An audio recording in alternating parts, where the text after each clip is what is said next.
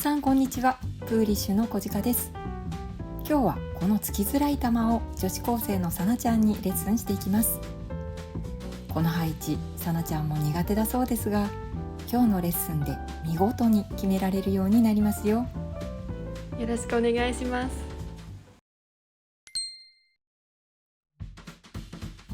最初に手玉がクッションに近い時に活躍するレールブリッジを身につけましょう。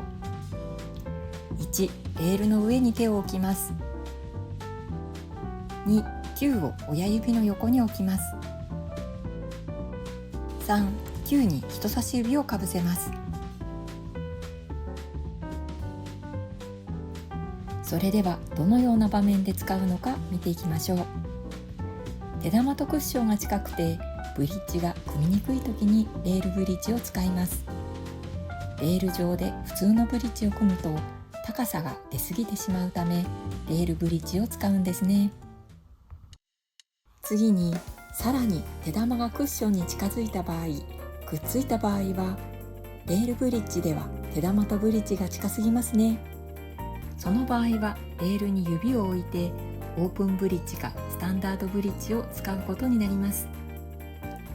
ちなみにブリッジについて、通常オープンもスタンダードもぐらつかないよう手のひらと指先をどちらも打車にぴったりくっつけます。ですが今回のようにレールに手を置くときに手のひらが浮くこともあります。その場合は指先をしっかりレールにつけて安定感を出しましょう。どちらを使うかはそれぞれのブリッジの特性を考えて試してみるといいですね。一般的にはこのように言われています。オープンブリッジ、球の向きが見えるので狙いやすい。スタンダードブリッジ、ぶれにくく安定している。今回はオープンブリッジでレッスンしていきます。さて、ブリッジが分かっても実際につくのはとても難しいですね。球が振りにくく、手玉がつきにくく、とにかくミスが起こりやすいショットです。その解決策を見ていきましょう。まず球を振りやすくするため試していただきたいことは、球を短めに持ってみる。球を振る位置が高くなることで懐が窮屈になって振りにくくなることが多いんですね。やや短めに球を持つことで修正されることがあります。同時にスタンスを気持ち高めに取ることで振りやすくなる方もいらっしゃいます。次につきにくい球はインパクトのタイミングがずれやすくなり、これがショットの精度を下げる大きな原因になります。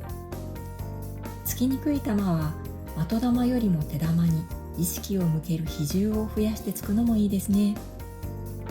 解決策としては、素振りの際に球先を意識して手玉に近づける。テイクバックとフォローする、両方もしくはどちらかを短めにする。これでインパクトのタイミングを把握しやすくなったり、球のブレが少なくなったりします。ただ手玉に集中するとどうしても的玉を狙うのが難しくなると感じる方も多いようです。その場合はこのように手玉の走るラインをイメージするといいですね。例えばこの球をポケットするためには手玉をこう走らせる必要があります。このラインをイメージし、最初の20センチぐらい手玉がラインに乗れば、あとは自動的にこのラインを走るということになります。これなら手玉のラインを確認した後は手玉に意識を集中していても精度の高いショットがつけますね。それではさなちゃん、やってみましょう。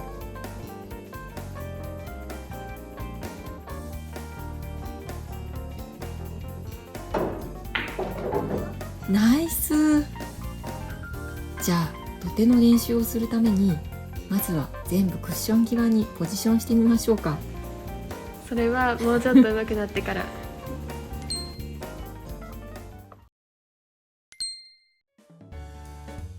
最初はこれぐらいの距離にセットして練習しましょう。